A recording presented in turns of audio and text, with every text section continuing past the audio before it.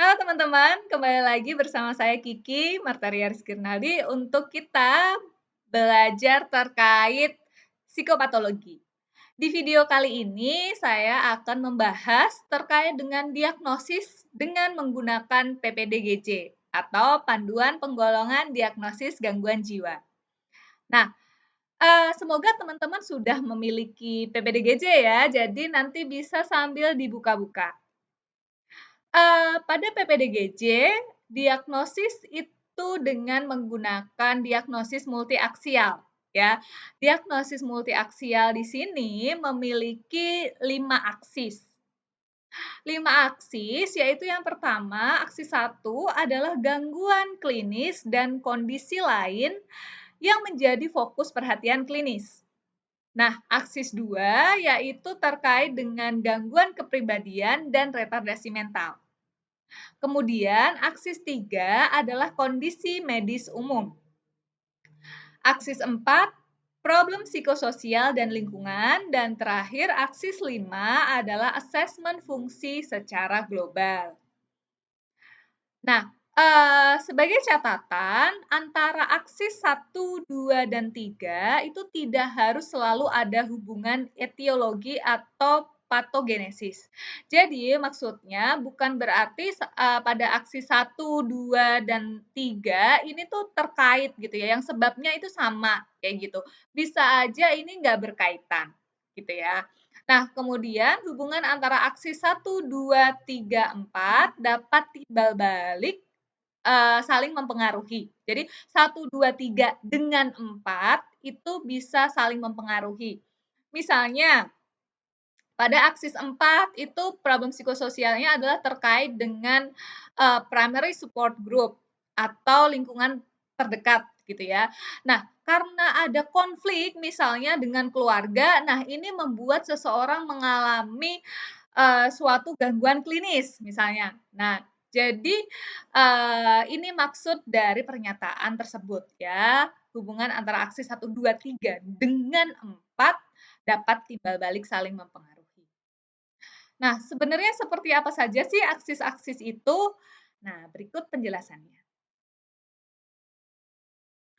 Aksis 1 yaitu terkait dengan gangguan klinis. Jadi, di sini maksudnya adalah pola perilaku abnormal yang menyebabkan hendaya, gangguan, ketidakberfungsian gitu ya, fungsi dan perasaan tertekan pada individu.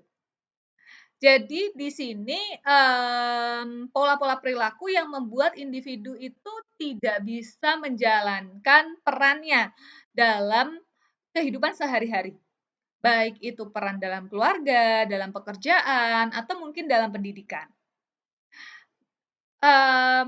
Kemudian dalam aksi satu ini tidak hanya terdiri dari gangguan klinis, namun juga terkait dengan kondisi yang mungkin merupakan fokus perhatian klinis.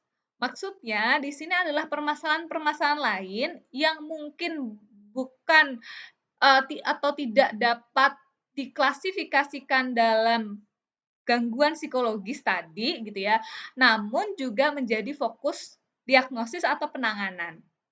Jadi ini bukanlah suatu gangguan mental ya. Jadi seperti halnya problem akademik, pekerjaan atau sosial, faktor-faktor psikologis yang mempengaruhi kondisi medis. Namun di sini catatannya adalah yang bukan ada di dalam kriteria diagnosis. Itu pun bisa ada di aksis 1. Kemudian aksis 2 yaitu terdiri dari 2 hal ya, gangguan kepribadian dan retardasi mental.